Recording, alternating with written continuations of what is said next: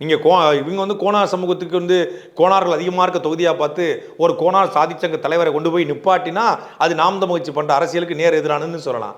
நாங்கள் ஒரு போராட்டம் பண்ணுறோம், அவங்க அந்த போராட்டத்துக்கு வாழ்த்து தெரிவிக்க நீங்கள் சரியான பாதையில் போகிறீங்க, இது வரைக்கும் யாரும் முன்னெடுக்கன்னு சொல்லி அந்த ஆயர்குல அமைப்புகள், ஆடு மாடு மேய்க்கக்கூடிய சங்கங்கள் வந்து நிற்கிறாங்க. இதில் என்ன இல்லை, சாதி ரீதியான பார்வை இங்கே வந்துச்சு.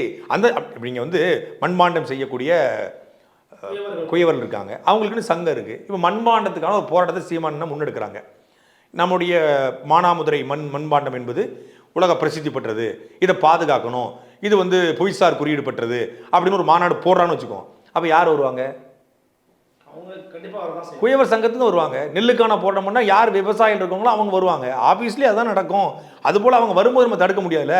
அது தேர்தல் எலக்ட்ரல் பாலிடிக்ஸில் அது எதிரொலிக்குதா? அதில் கூட்டணி வைக்கிறோமா, சாதி ஆதிக்கம் இருக்கக்கூடிய இடங்களை அவங்களை நிப்பாட்ட வைக்கிறோமா அப்படின்னு தான் நீங்கள் பார்க்கணுமே ஒழிய மறைமுகமா அது சாதியை கூர்மைப்படுத்துற வேலையை பார்க்கலன்றீங்களா நீங்க?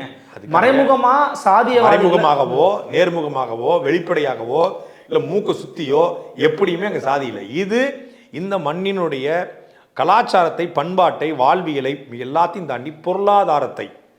நீங்கள் இருக்கிற எல்லாம் ஏன் இவ்வளோ கதறான்? எங்கள் ஊரில் சொல்லுவாங்க ஏதோ இருந்த பண்ணி மாதிரி கத்துறான் அப்படின்னு. ஏன் இப்படி எல்லாரும் இருந்த பண்ணி மாதிரி கத்துறாங்க அப்படின்னா, இதே பன்னி கூட்டம் தான், திராவிட கூட்டம். அந்த பன்னி கூட்டம் ஏன் இப்படி கத்துது அப்படின்னா, தமிழ்நாட்டினுடைய பால் சந்தை மதிப்பு 1,32,000 கோடி, ஆண்டுக்கு கிட்டத்தட்ட 5 விழுக்காடு அது குரோத்தில் இருக்குது, ஃபார்மாக்கு ஈக்குவலான குரோத்தில் போய்கிட்டு இருக்கு. அப்போ தமிழ்நாட்டில் 7 கோடி 7.5 கோடி மக்கள், ஒரு நாளைக்கு குறைந்தபட்சம் 7 கோடி லிட்டர் பால் தேவைப்படுதுன்னு சொல்கிறாங்க.